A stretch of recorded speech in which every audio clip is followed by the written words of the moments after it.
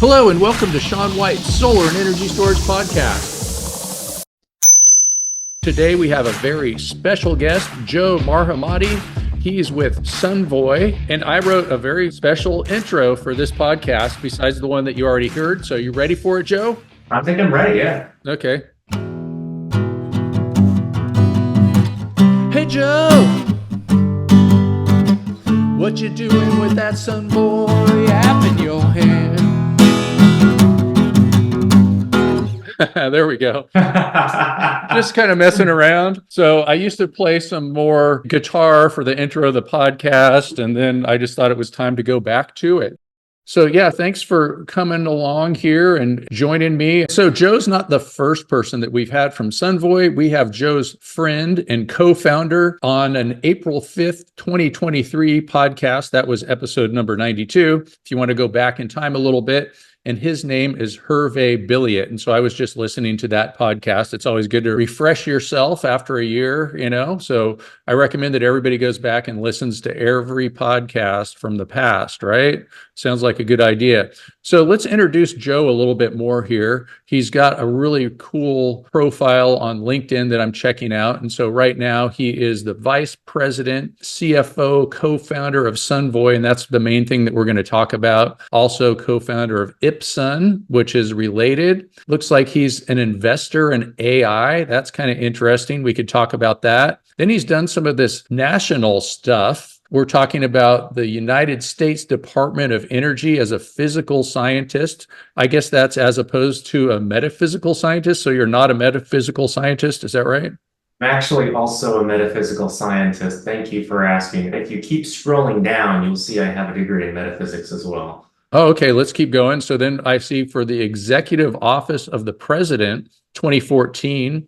So that's the Obama administration time. Senior program manager. You must have been telling Obama what to do, like you told him to go and meet up with me. Also, the U.S. Department of Energy has something to do with the President, Office of Sustainability Support, and the Office of the Loan Programs. We know about that because one of our solar celebrities, Jiggers Shaw, is running that loan program office. And it looks like, too, you must have been there at that interesting time when all that stuff that was happening was going on, that everybody still talks about over there with 2008. We could maybe get into that a little bit later. And then, oh yeah, the degree in metaphysics. I'm still looking for that one. We have to go down to the education. And we've got the American University, Duke, SUNY. That's in New York. I know that. And most important of all to me that I'm mostly impressed by is you have a NABCEP certification.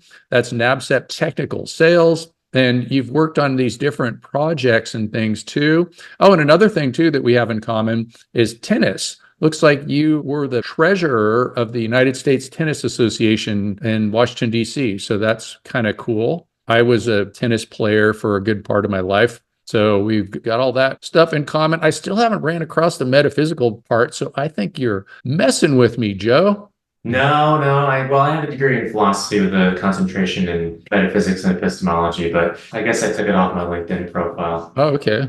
All right. Well, that's kind of cool, though, too. It was kind of interesting. I was just listening to a podcast this morning, Lex Friedman, and he had some guy on there. I listen to podcasts while I'm sleeping. It helps me get my mind off of stuff. The more boring, the better, stuff like that. And it was about some real heavy stuff about, are we really here in this reality and all that kind of stuff, too. So you could probably get right into that, start quoting Kant or all these great philosophers, I guess, then. Sean Carroll, was that the physicist Lex Friedman was interviewing? I love that podcast. That's a good one. That sounds right. I couldn't even tell you for sure because I started off listening to another thing on YouTube that had something to do with inverters and grid forming inverters and things like that. And then when I woke up in the morning, we got Lex Friedman talking to some guy about some heavy philosophy. And you obviously know more about that than I do, but maybe I just do, but it's in my subconscious.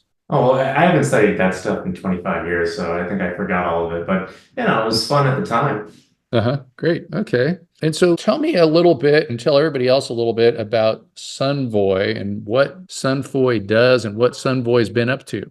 Well, Sunvoy is the first and only customer portal and fleet management app for solar installers, built by a solar installer for solar installers. So I started a solar company with my partner who you mentioned, Hervé, I think on episode 92, about 13 months ago, you talked to him Yep. on the podcast. We started a solar company in 2016, and we have been growing that company for about 8 years now. And midstream in building that company, we realized that our customers had no visibility into their project development. We'd solve a project, and then they would sit there for 3 to 6 months, kind of wondering what stage their project's at. And that when we turned the system online, that we were handing them multiple manufacturers monitoring apps. So we were essentially handing the customer relationship over to somebody else after we spent all this time and energy building the project and educating the consumer. So we built a white labeled app for ourselves that we then white labeled for everybody else in the solar industry, spun off a second company called Sunvoy, that's a software as a service company. And so now we're building these branded apps and customer portals for vertically integrated solar installers all over the world. Okay, let's do some education here. So you said white label, and my name's Sean White. So everything that I do is white label, I guess, but maybe you could explain the definition of white label that you are referring to just for the average person. So white label means that when we build a customer portal or an app for a solar installer, it's their brand, their logo, their colors hosted on their website with a custom URL, and we'll even build a branded app in the Google Play Store and the Apple App Store. So even though Sunvoy is technically building that for the solar installer, it doesn't appear as though we did. It looks like the solar installer built it themselves for the homeowner. There's no markings of Sunvoy. It's really the solar installer's brand first. Cool. So that means the smaller company could compete with the bigger company. So you have the big companies like Sunrun and SunPower and Sun whatever else. And then the little small company can have an equivalent type of an app that looks really cool to the customers. You got it. And not only that, but what we're building has infinitely more functionality than what the national companies have built. They all obviously have their own app. And that's great. And they've got, IT teams of hundreds of people and they can build whatever they want. But if you've ever gone solar with one of those companies, their app is pretty static. It does 2, 3 things, but Sunvoy is evolving. We're adding new features every single day. We have integrations with every piece of hardware in the solar industry. And if we don't have it yet, we are building it. So it's something that's going to continue to evolve by leaps and bounds because it's our sole focus. Whereas if you use the app of a national installer, you're going to get 2 or 3 features and that's about it. So it's actually not only leveling the playing field with the national installers, it's going above and beyond what their apps can do. Cool. And then you also mentioned software as a service. And I like how you actually said what the acronym is. And so I hear a lot of people in the tech industry. So I'm out in Silicon Valley, and a lot of my friends are in the tech industry out here. And we recently had an event with NorCal Solar, and we had all these people giving speeches that are developing different types of software and AI, and they call it SaaS. And maybe what you could do too, a little bit more, is explain about what SaaS means and software as a service, as you said, and maybe give it just another point of view. Yeah, well, thank you for saying that because, in BC, it's the same problem. Like everyone speaks in acronyms, it's like more acronyms than actual words. And so you have no idea what anyone's talking about in any government meeting. So it sounds like it's the same on the West Coast. So yeah, it's software as a service means essentially buy, don't build each aspect of your IT stack. So rather than going and like building your own CRM and building your own accounting system and building your own customer portal. So CRM means customer relationship management. Customer relationship management. Yeah, sorry. That's like Salesforce or something like that. Salesforce or HubSpot or broke my own rule of acronyms. Hopefully folks know what CRM is, but obviously not everybody will. So thank you. So yeah, most solar companies, most companies generally are not going to go build their own website from scratch on their own server in their basement. They're not going to go build their own customer relationship management platform. They're not going to go build their own accounting system. They're going to buy these services from software companies that only focus on that niche of the industry. And they're going to save a lot of money and get a whole lot more functionality out of it. So it's the same thing here. If you've ever used a customer portal for your dentist or your doctor or some other service provider that keeps you in touch with that company, we're doing the same thing for the solar industry. And it's just specific to solar, built from the perspective of an actual solar installer. So maybe you could give us an example of the different types of things that you coordinate together. It would be like what, inverter software, stuff like that. Yeah, so it's actually pretty simple. We basically take your CRM and we take all of your hardware And we take all that data and we use a proprietary matching technology to bring it all together in one place. So say you've got 10 different inverters you've sold and installed over the life of your business, and you've got 5 different batteries, and you've got 3 different consumption monitors and 2 different EV chargers. Well, we can bring all that data together in one place. We can match it with the customer data from your CRM. So now you can see all of it in one place from the installer side for fleet management, but also the homeowner can see it all from their side. So they're not having to log into 4 or 5 different platforms to see their solar and their consumption and their battery flow and their load control and their circuit level consumption and their EV charging. It's all in one place. So does that also include accounting software like QuickBooks and that kind of stuff? So it's not an accounting software and it's all post-sale. So we can talk to other pieces of software. We can integrate through APIs. Oh gosh, I don't even remember what that means. But basically a data stream that takes data up and down from your CRM database to your accounting system in any direction you want it to go. So it's not an accounting system, it's not a field service app, it's not a CRM, it's not an ERP, it's not any of these other parts of your tech stack, which I can make recommendations for all of them because I've built out that tech stack in my solar company. But this is really kind of a new genre of solar software. It's saying after you sell a solar system, don't leave your customer in the dark. Give them some connection to you, the solar installer, to track their project and see all their energy data for 30 years from the minute they sign the contract through the 30-year life of the system. And I just looked up API, and that stands for Application Programming Interface. That was on Jeopardy a few weeks ago, too. I should have remembered that one. Were you really? That was not me. That question. Okay. Wow.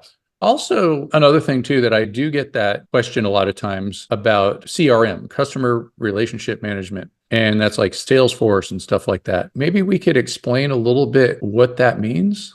Oh, yeah. Well, I could not have asked for a better segue than that because Sunvoy actually has a big announcement. This is actually kind of a pre-announcement. This is not even really public, but we have started a new joint venture, a new company called Sun CRM. And if you go to suncrm.solar, you'll see that we are building out a solar version of HubSpot and Salesforce. And these are essentially softwares that allow solar companies to manage and track all of their projects in a single location. So you can see all of your projects by deal stage. You can see all the attributes and properties associated with that project, like how many panels, what are the kilowatts, what are the number of batteries, all in one place. You can do your sales and marketing, your operations, your service tickets, your reporting. You can build your website and your blog. Essentially, you can do almost everything you need to do with your business outside of like accounting and inventory and field service. But most of the core project management and sales and marketing you can do with these softwares. And there's a lot of them. We integrate with about 30 different CRMs. Some of them are very cheap and accessible, and some of them are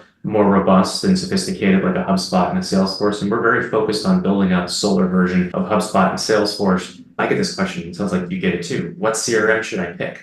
I don't like my CRM. What do you know about there that's better? And so suncrm.solar is basically just trying to fill that demand from solar installers constantly asking, what CRM should I pick? And so I've built out a solar version of HubSpot over the last 6 years, and we are making that accessible to any solar installer that wants it. When you join the Sunvoy platform, we can integrate it. We can help you build it out. We've got someone on staff who's just focused on that. And we recognize the need for a CRM that is solar specific. Mm-hmm.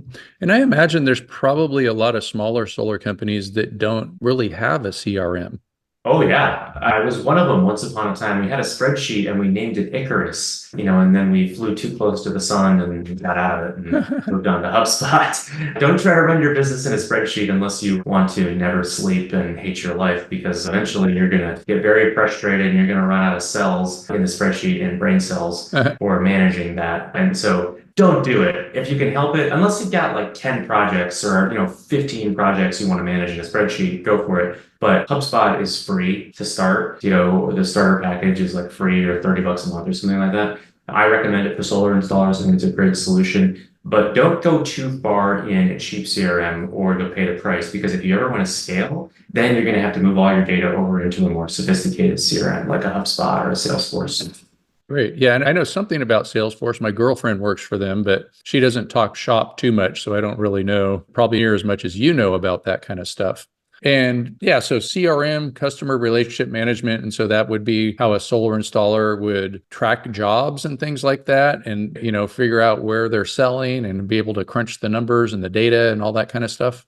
Exactly. Yeah, it's called a Kanban view. So it's when you can see all 20 plus stages of your process in one place, and you can see the number of projects in each stage. You can move them from one stage to another. You can visualize the project. In our solar version of HubSpot, you can see the name, the kilowatts, how many batteries there are, EV chargers, load control, the attachment method. If there's an extended warranty just in the job name, you can visualize the whole project.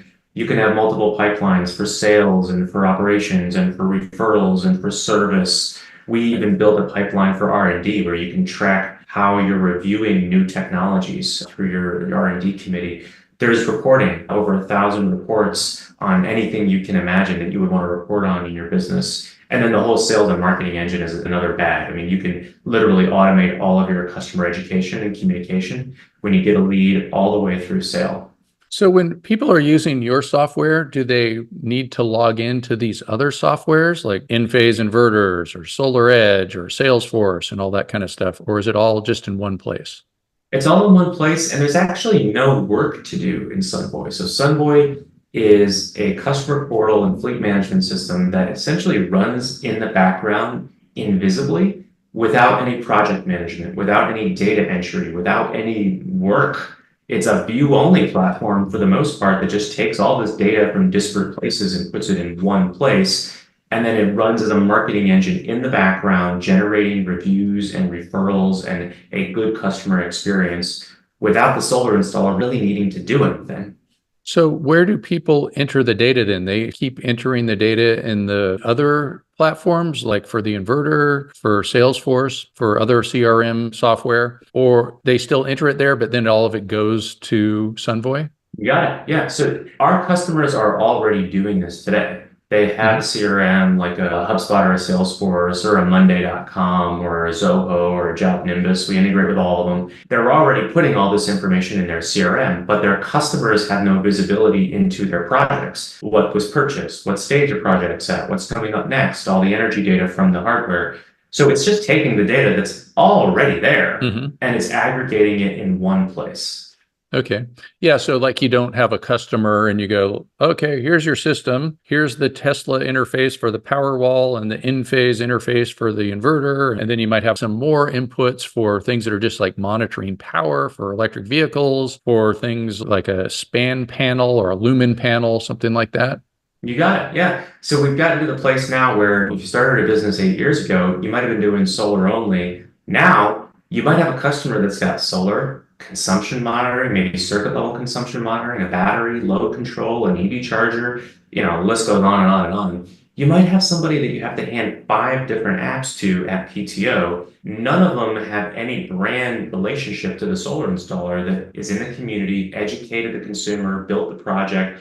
I've actually talked to people. I know you were at the NABCEP show because that's your deal. And there was a guy there at a booth who's in the solar industry who has solar on his house who couldn't remember who installed the solar project. He thought SMA installed the solar project because that was the app on his phone. So he literally could not remember to tell me who installed the solar project, because the status quo in the solar industry is we hand over the consumer to the manufacturer at PTO on a silver platter, and good luck for them remembering your business. That's kind of what we've built, and people understand is totally normal.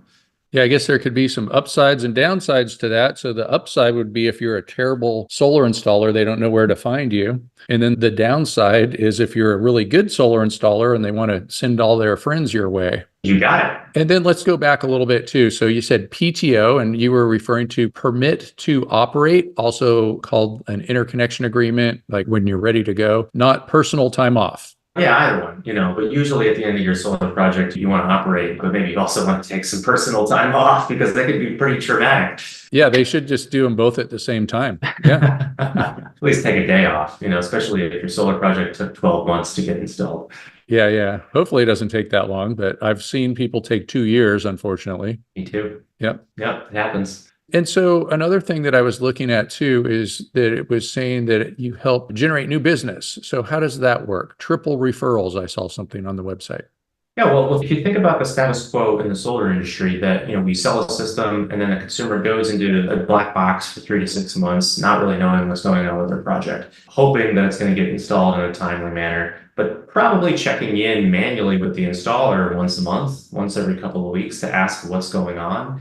So that's the front end. And then the back end is you hand over, 5 different apps to the consumer and they forget who installed the system. So no wonder the cost of acquisition is so high in the solar industry because that's the status quo. And that's not a great experience really for anybody. So what we found is when we implemented a branded customer portal in our business, it tripled our referrals.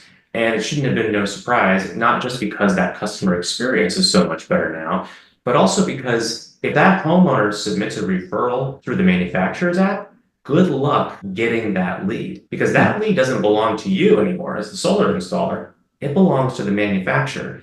And do you think that they're going to give it to you? Or do you think that they're going to sell it and get the highest value they can for that lead? So no wonder the cost of acquisition is $2,000, $3,000 or more for some installers. And that's hurting the solar industry because that's the status quo. So we saw that when we turned that on its head, we tripled our referrals. And that's when we decided to start Sunvoy and make this available to all solar installers. Great. And so it's just like an app and you can go buy it on all these app stores, or I guess I shouldn't say buy it. You download it on the app store, the customer would, and then they can see what their system's doing. Exactly. Yeah. So it'll say Shaun White Solar, built by Shaun White Solar, instead of, Shaun White Solar built by ABC developer. So there are some companies doing this, but it's not white labeled. It's built by a developer and then they put their name all over it. So their brand is recognized so that other people can see it. When we build an app, whether it's a desktop-based app, mobile, tablet, or in the Google Play or Apple App Store, it's totally white labeled, meaning nobody can tell that the solar installer didn't build it themselves. Great, great. I noticed that you're a B Corp. That means a benefit corp. That means that you're really cool, like Patagonia or something like that.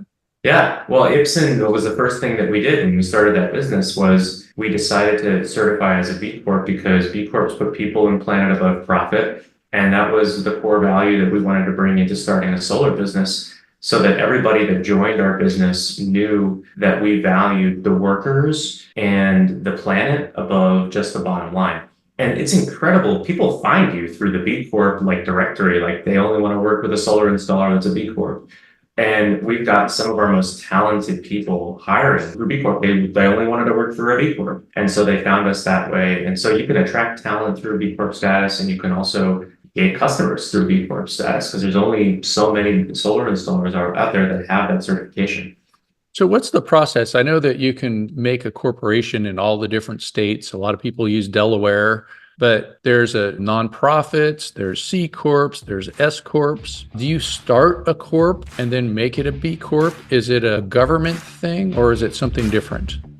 It's actually not a government thing at all. So it's more of a goodwill, marketing, branding opportunity to tell the consumer base that you care about putting people in planet above profit. So it's a very rigorous process. I actually went through the recertification a couple of years ago, and it took 10 to 12 months to go through multiple iterations and questions and panel approval and final approval for your recertification. It takes a long time because they're digging into every aspect of your business, how you treat your workers, what your executive compensation is. Are you hiring locally? Are you doing any evil stuff? There's like 10 different categories that they dig into and ask for your financials and ask for proof of everything you're saying. So it's a really rigorous standard. And I encourage solar installers to check it out because it does distinguish your business from the pack. Oh, I guess I can't be a B Corp because I do evil stuff like, once in a while I eat deep fried, have some ice cream, stuff like that. Yeah. No, you can't do that. Is that the most evil thing you're doing though? Because that's not that bad. Yeah, that's about it these days. I used to be a lot more fun. So B Corp is something that's not government then. I was always wondering about that. So that's good to know. And so is it already like a C Corp or an S Corp and then you switch it over or you add a B Corp to it? You add, yeah, you add it, but it's not even adding. I think that the corp is really kind of confusing because it makes it sound legalistic, but it's really just like it's an organization, it's an accreditation, kind of like NABCEP. Oh, It's like I have the NABCEP company accreditation and I'm a B Corp. They're kind of on par, with one another. There's no legal, regulatory, any connection. okay, great. So it wouldn't have to do anything with the IRS then. No, IRS doesn't care if you're a B Corp. Okay. Oh, they should. They should. They should give you a break. They should give you more tax refunds. I couldn't agree more. I actually gave that feedback. I did a little roundtable with the B Corp folks in one of the senator's offices last year. And that was what I said, is that B Corp should get a corporate tax break because it costs money to pay your workers well and give them health insurance and care about sustainability and not throw solar panels in the dumpster and care about what you're doing in your supply chain. That stuff costs money. And so the social value of doing those things is greater than the cost that it would cost to do that through taxes, right? So if you can offset your corporate tax through 1 or 2% discount on your corporate tax by being a B Corp, I think it would encourage more businesses to look at it. But do you live in Washington, D.C.? I do. So that doesn't matter because you go talk to a senator, you're not represented, so you don't matter. That's true. I don't matter. And I've learned this the hard way. But Ipsen was in Virginia, and Virginia does matter. Oh, Virginia does have a senator. Okay. Yeah, that's right. We should get rid of their senators too. Should get rid of the Virginia senators? Yeah, why not? If we're going to get rid of the Washington ones, Virginia's close. Might as well get rid of them too. Well, we just need to give Washington, D.C. a couple of senators, and I'm sure that'll happen any day now. Yeah, maybe like Washington, D.C., Puerto Rico. I think we should bring the Philippines back into the United States.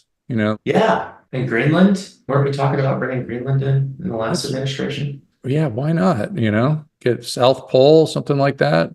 Give them a couple of senators down there. That would be really powerful. Like you'd just be a senator just by living there. There's about 2 people there or something like that. Right, exactly. 100% representation. Yeah, I kind of do like democracy. So I think that you should have a representative there in Washington, D.C., but I know that's very controversial. And speaking of Washington, D.C., you have some really good incentives for solar, perhaps the best SRECs in the country. And that stands for Solar Renewable Energy Certificate, SREC. And that means that somebody that installs solar, I believe the SRECs are worth somewhere around $400 the last I checked. So that's 40 cents a kilowatt extra on top of the value of the electricity and the tax credits and all that kind of stuff. So it's kind of amazing that you have that over there in Washington, D.C. And so congratulations on that. And just wanted to tell people what SRECs are.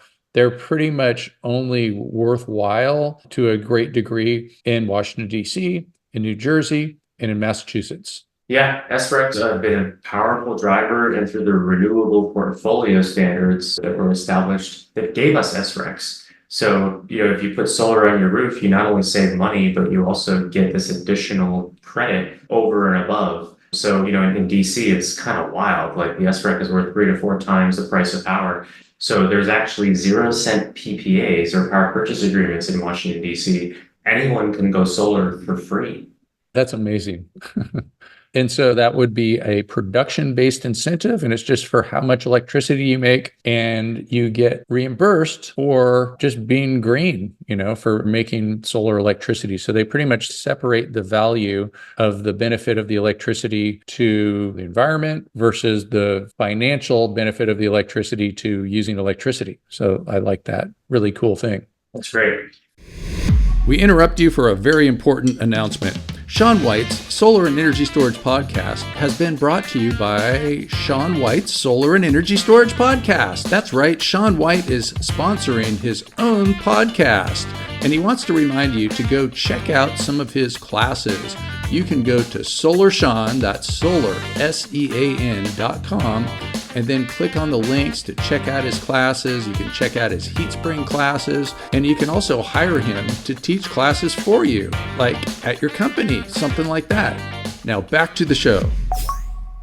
So some other things too that I just noticed on your LinkedIn profile that I thought were pretty interesting is you've done some stuff. You've been in the solar industry for quite a while, and you worked on some systems that were like molten salt, parabolic troughs, things like that. Largest PV plant in the US at one time. Maybe you could talk a little bit about those things. It just sounds interesting to me. Yeah, it was. This was back in 2008. Actually, yeah, joined the Department of Energy in 2008, right before the financial crisis in the Loan Guarantees Program Office with the LBG back then, and they rebranded it the Loan Programs Office. After the Recovery Act of 2009, we were given $30 billion plus to get out the door as fast as possible to create jobs during the Great Recession. What percent of that 30 billion did you get personally?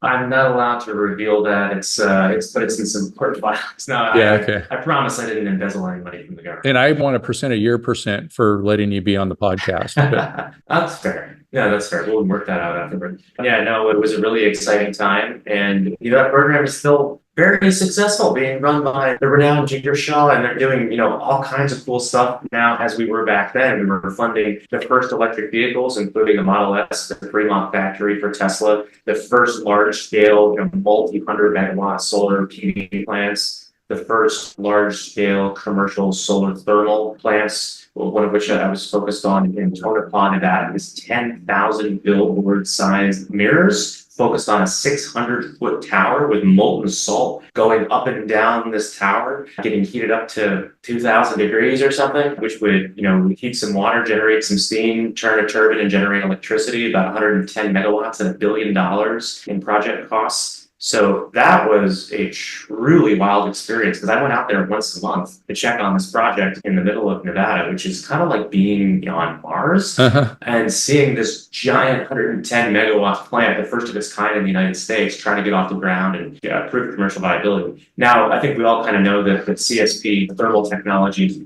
kind of lost out to PV. CSP, concentrated solar power. Exactly.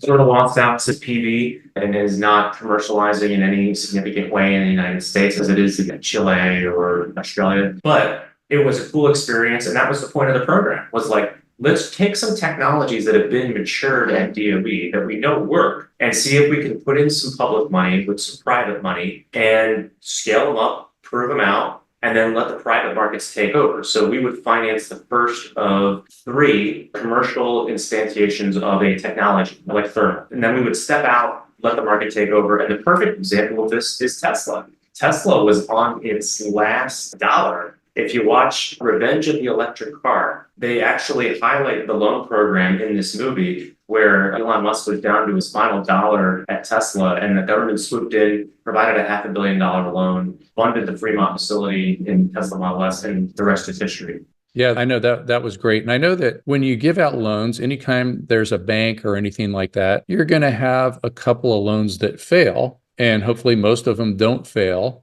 And there was a couple of loans that failed, of course, that the companies didn't survive. It was a very competitive time, especially with the price of PV modules like dropping so drastically. I would even guess that perhaps half of the solar manufacturers in the world might have gone under during those couple of years, 2008, 2009, around that time. And then what was happening is some of the news organizations were saying, like, look at this renewable energy, it's so bad. And I remember like they had Solyndra, that was the big thing that they were always trying to point out. Solyndra. And Solyndra did look really cool with those tubes and all that stuff. I was kind of hope that they bring it back. But they couldn't compete against solar module prices going down like, I don't know, half of what they were the year before, something like that. The price just dropped like crazy.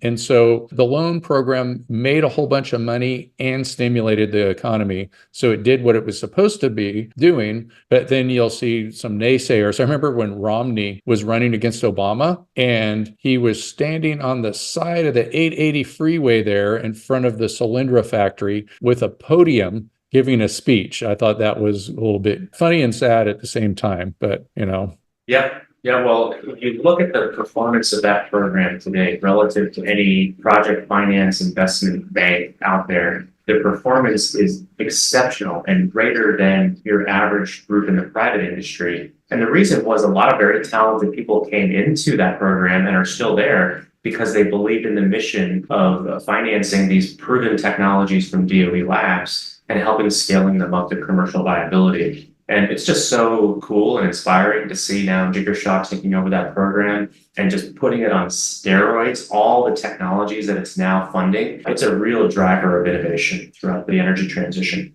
Yeah, I just read something recently. I don't remember the exact source, but it was something like he got into Time 100, top 100 people or something like that. Do you know what that? Yeah, he was just listed, I think, a couple of weeks ago as I want to say one of the 100 most influential people from Time magazine. Yeah, so let's see. Last year was climate, and it looks like just this recent one was Time 100 of not just climate. So pretty cool. Yeah, and he's a BC local native too. Oh yeah, DC native and stuff. You probably run into him at Whole Foods. Oh yeah. Whole Foods, Aldi, Safeway, all the grocery stores. Just not the gas station. You guys probably don't go to those. No, I don't. I didn't. Do those still exist? Yeah, there's some people that are going there like swiping credit cards, stuff like that. I don't believe that. Yeah, it's a good place to go to the bathroom. Oh, okay. Well, I wonder what he's at. Yeah, I kind of feel bad for their bottom line though if I just, use the bathroom all the time. But You got to buy some chips when you're there because it's. that's what it's there for. Yep. So pretty cool. Let's see. Is there other things that you want to talk about too, like Sunvoy or anything else? Oh my God, I have a whole list of questions for you. Let's do it. You're going to be the interviewer. Switch it around. Let's switch it around. I mean, how many chances do you get to talk to the illustrious Sean White? I got a whole list of questions here. Unfortunately, I have to go in 10 minutes, so I'm going to go through quickly. Okay. If your neighbor asked you, Sean White, should I pay an extra 20 cents a watt for rapid shutdown? What would you say? Gosh, that's a good one. You're putting me on the spot, man. I always try to stay in the middle of controversies like that, or at least give both sides. So for rapid shutdown, there's the people that like rapid shutdown, people that make module level electronics and things like that, firefighters, those kinds of people. Then there's people that don't like rapid shutdown because it would be less expensive to just use a string inverter like a lot of other people do. And it's not really my job to take sides. I have had people that were on different sides of the equation on the podcast. So Bill Brooks, he was the one that even came up with the term, rapid shutdown and 690.12. And he was on the panel with some other people that were like firefighters and things like that. And so kind of what the idea for rapid shutdown was we want firefighters to put out fires. And so rapid shutdown is only for firefighter safety. And if firefighters don't put out fires on houses that have solar because they're afraid of getting shocked, then that's not a good thing. And then I've got some other friends that think that rapid shutdown, we should get rid of it. And one of the things that has happened is some rapid shutdown devices have actually started fires. And so that's not a good thing either. Some brands worse than others and things like that. And then I had another guy that's not too fond of rapid shutdown on the podcast not too long ago. And he's an interesting guy, Derek the Solar Boy. And he actually has a website called ul3741.com. And so there's some companies that are getting things that UL listed where they're not doing module level rapid shutdown, but they're still doing rapid shutdown. And so he's all about that kind of stuff. And so talking to my neighbor, well, it's like you just have to follow the rules. And pretty much the rules are you got to do it if it's going to be on the roof. And you got to do rapid shutdown to 1 degree or the other. It's called rapid shutdown for PV systems on buildings. So if you put it on the ground, you don't have to do rapid shutdown. But if you put it on a building, you pretty much have to do some form of rapid shutdown. There's no way around it. Or you can move to Europe or Mexico, maybe. They might even have rapid shutdown in Mexico now. I'm not sure. In Canada, they have rapid shutdown, but there's certain countries you can go to. What are your thoughts, Joe?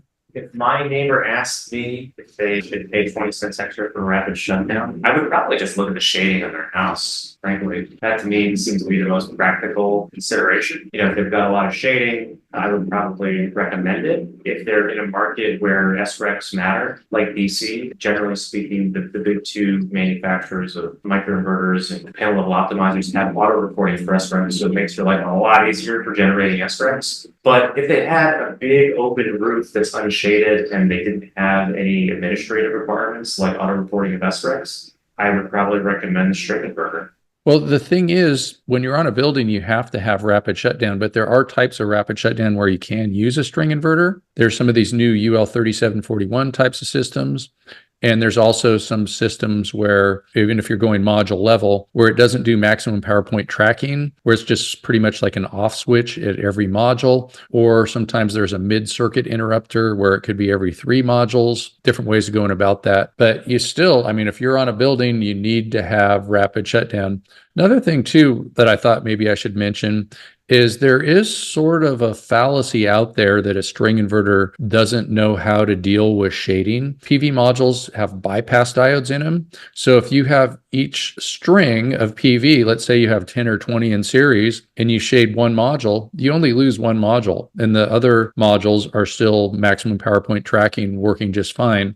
One of the benefits, though, when you do have a microinverter, if you had one module in the shade, then you would still get shaded production. You wouldn't bypass it. You would just get maybe 10% or whatever that shaded light would give somebody of what would be not shaded. So like I'm just saying, if it were in the shade, if you're getting 10% of the irradiance, then you would get 10% with the microinverter.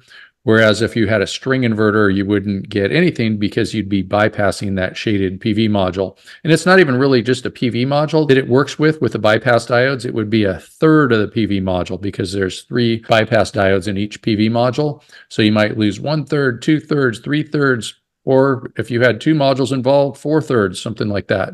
So yeah, no, it's probably the most controversial subject in the solar industry, and it seems like there's a big appetite right now for string inverters again because interest rates are up, because conversion rates are down in the solar industry, and everyone is trying to look for cheaper modules and cheaper inverters to try to sell. Oh, I know what I was going to ask you. Are there any studies that you're aware of that you think are reliable around this subject? Because it's so hard to perfectly replicate the exact same home and the exact same shading and the exact same conditions with one panel level optimization versus not. And so anytime there's a study that comes out, it's kind of like, well, is it reliable? Is it real? Have you seen a study around this that you think is valid?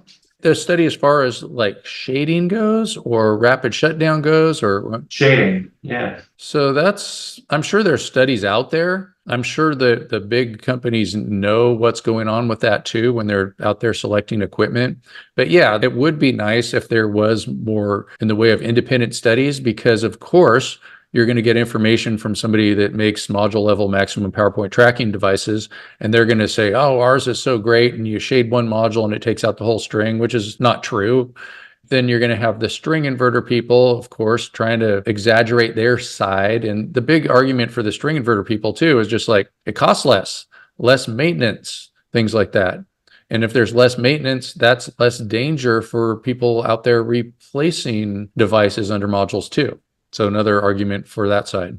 It's very real. We'd have to get up on the roof to replace one microinverter. It's a pain in the butt, as opposed to going out once every 10, 15 years to replace a central inverter. It's kind of like, would you rather have 20 dishwashers that each wash one dish, or would you rather have one dishwasher that washes all your dishes? So I think that there's a trend a little bit more in the direction of string inverters now, just because people want cheaper equipment. And I think there's been a lot of over monitoring. With the panel level monitoring, it gets homeowners really spun up about why one panel is producing slightly less than the other. Yeah. That was my other question for you is, I've heard anecdotally that in Australia, a lot of systems don't have monitoring. It's just like slap it on the roof, move on to the next one. And that's part of the reason that it's half the cost. But you also don't have consumers getting spun up over their monitoring. Have you heard that?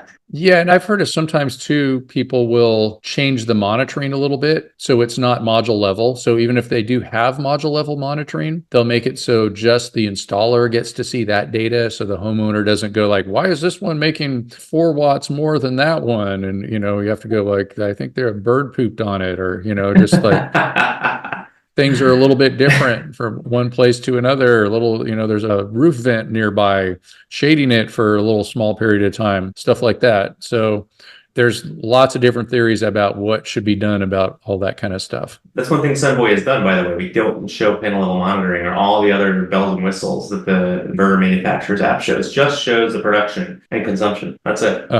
Great. And is it an option, or just that's what it does for everybody? That's just what it does for everybody. And that's what most people want. Even for me, that's all I look at day to day is like, okay, how many kilowatt hours should I make? What did the bell curve look like today? because it kind of gives you a sense for the weather. But, I don't look at the panel level or whatever it's produced in the last year, so it's just over analysis, in my opinion. And Sunvoy kind of condenses that data down into like very simple modules rather than all of the data that people get spun up on. Yeah, and by the way, if there's any listeners out there that live near me in the San Francisco Bay Area and they feel like climbing on a roof, I put 53 microinverters on my mom's roof, and I think about 5 of them need to be replaced right now. And I just get too busy to do it. So, Who's the installer out there in the San Francisco area? oh, I'm looking for volunteers. Oh, you just want random people like podcast listeners climbing on your roof? Yeah, maybe, or maybe somebody's trying to, get some credit to get their NABCEP certification, something like that. By the way, you just kind of like gave your cards away there, right? Because you just told everybody what you put on your mom's roof. So now everybody really knows what you think about panel level optimization and rapid shutdown. Yeah, yeah. Well, I can even explain that too a little bit more. I was doing work for different companies. One of them was called Solar Universe. They're not around anymore, but it was a fun company to work for. Lots of fun people working there. And when they went out of business, they gave me a bunch of modules that we were doing training with. They sold some to me for $20. Some of them came from this other organization called Infinite Solar that was in Philadelphia, and they were doing some classes out this way too. So they were pretty much all dissimilar used modules. And then I went on eBay and I found some microinverters, and I think they might be like 215s or 250s, not the types you could buy anymore. I bought them used and I put them up there too. I think I got the microinverters for like $20. Wow. So that was also another reason, like if you're going to put dissimilar modules up, you're not going to put those on a string inverter too. But personally, I do try to not be biased towards one side or the other. I try to, give everything a chance. And I know like a solar installation company, I'll recommend to them, like once you get it down, just use the same stuff all the time. Like instead of having 10 different inverters that you use. But for me personally, if I'm going to do an install, I want to learn about this kind of rack and that kind of module and another kind of inverter and every different time. So I always try to switch it up personally. Oh, okay. So how many installs do you actually get to help with, like in a normal year? Are you out, like, can you go out anytime you want and help and try a new technology? Do you have that opportunity? Yeah, so I have a California contractor's license, so I can do it, but lately I've been too busy to really go out there. And I kind of, I've worked with some friends and helped them out with some jobs, and I do a lot of consulting and stuff like that. Like this morning, I was consulting somebody with putting in string inverters on a plant that was just under a megawatt. So of course, or not of course, but that was not a rooftop system. And they were using some SMA string inverters, and I've got to answer their email, figuring out where's the transformers and all that kind of stuff. But I just keep really busy. But as far as me getting on a roof, that doesn't happen as much as it used to. Okay. How about for you? Not as much as it used to. Maybe once a year I get out there. What I really enjoy is just R&D. So we have had an R&D committee at Ipsen, still do, where we would just review new products together and go through like, what do you think of this product? And what do you think of that product? And look at the spec sheets and try a demo project. I've had my house as basically an R&D facility for the last decade where we try out all kinds of new technologies and products and batteries and inverters and racking and vertical solar and all kinds of cool stuff. So that's what I really love, is just trying out new products. Great. Yeah, that's always fun. And then I help places set up training labs and all that kind of stuff. And the roofs that aren't so dangerous to fall off of, because OSHA requires fall protection at 6 feet. So we make a lot of 5'11" roofs. Nice. That makes sense. Yeah, so you can kind of just jump up there. Yeah, and people still use the fall protection, but there's less trouble, I guess you could say. So will you come in and build a training facility for any solar installer that wants one? Is that like a service that you provide? Sure. And a lot of times it's not just a solar installer looking for a training facility. Like recently, I was helping some people out at a nonprofit in Massachusetts do some of this stuff, but it could just be any different kind of place. Oh, I didn't know that. That's a great service to the solar industry. There's a lot of people who need that. Yeah, nothing like having a nice, good fake roof that you can put lots of holes in and not worry if it leaks. Exactly. Yeah. One less roof leak to worry about. Yeah, and I remember teaching a class in Philadelphia. This was about, 15, 16 years ago. It was called Infinite Solar. And I think we had 30 kilowatts of lights inside. And these guys would set it up so there's this button and you push the button and the lights come down and get closer to the solar array. And it was really nice in the winter because it would heat the room up and we could turn it on and make a few 100 watts. So there's a lot of inefficiencies going on there. And then at the end of every class, they figured out how to get all that, like if you're working with an asphalt roof, there's all this like abrasive, like sandpaper like stuff. And they would take the old stuff and they figured out how to like wad it up together and plug it into the holes where you couldn't even see the old holes. So that was kind of a neat thing that they were doing. And that was a nice big roof. But I have noticed too that it was a bigger thing to have practice roofs 10, 15 years ago than it is now. Yes. And I think because it's so easy now to get a job where they just go, let's put you on the roof with 5 other guys and they'll show you what to do. I think that's probably what's going on. That is definitely what's going on. Yeah, there's definitely a need for more training facilities all over the country for solar installers individually, because there's a big workforce development shortage too, of just people who want to get into solar and, they need the training to be able to do it. Yep. So call me up, people. Take my HeatSpring classes. HeatSpring is great. Wow, it's really evolved and it's just such a cool platform. I have so many other questions for you that we didn't even get time to get to today because I have to run, but this was super fun. Oh, okay. Well, let's do it again. Yeah. Thank you for having me. Yeah, it was fun. Also, I remember seeing you around a lot at InterSolar over in San Diego, and I remember like ping pong tables and everybody was having a great time that night. So that was a great conference. That's my favorite show. I love that show. Yeah, it was just kind of cool being there at San Diego with the gas lamp and gas light district over there. I always get it mixed up. The gas light district. I guess that's how they used to see you down the sidewalks, and we'd be walking up the main street, seeing all our friends, and it was kind of cool. It was like small enough to where you would see people over and over and know them and have conversations that were kind of like ongoing one day to the next. So that was pretty fun, but I like all the other conferences too. I like everything. They're all great. Oh, the NABCEP is great too. I mean, that's your baby, right? That's also my favorite. Yeah, that was a lot of fun too. I got up on stage with a Michael Jackson jacket. I don't know if you saw that. Yeah. I saw that. That was cool. Talking about 690.12, B2, 123 ABC, all that kind of stuff. Yeah. I mean, if anyone's going to do it, it's going to be you and the NABCEP guys. Yeah, it's been a lot of fun. Yeah, I really like NABCEP certifications and all the NABCEP people. Super awesome. I agree. I look forward to seeing you all there next year, and hopefully we can do this again soon. Yeah, I'm going to be like a lot of the local RE Plus conferences and all that kind of stuff too. So great. Cool. And do you want to tell people where to find you? Anything like that? Yeah, go to sunvoy.com. See if you qualify for being a Sunvoy installer. Check out some of our videos. Or if you're listening to this and you know of a good quality installer that would benefit from having their own branded app and customer portal, go on the Sunvoy, send them to the Sunvoy website and check us out on LinkedIn. Well, thank you so much, Joe Marhamati, and thanks for listening to Sean White's Solar and Energy Storage Podcast. To find out more about solar, about storage, about all kinds of cool things like the things that we have just been talking about, go to solarshawn.com. All right. Thanks so much, Joe. Thanks, Sean. And say hi to Hervé. I will.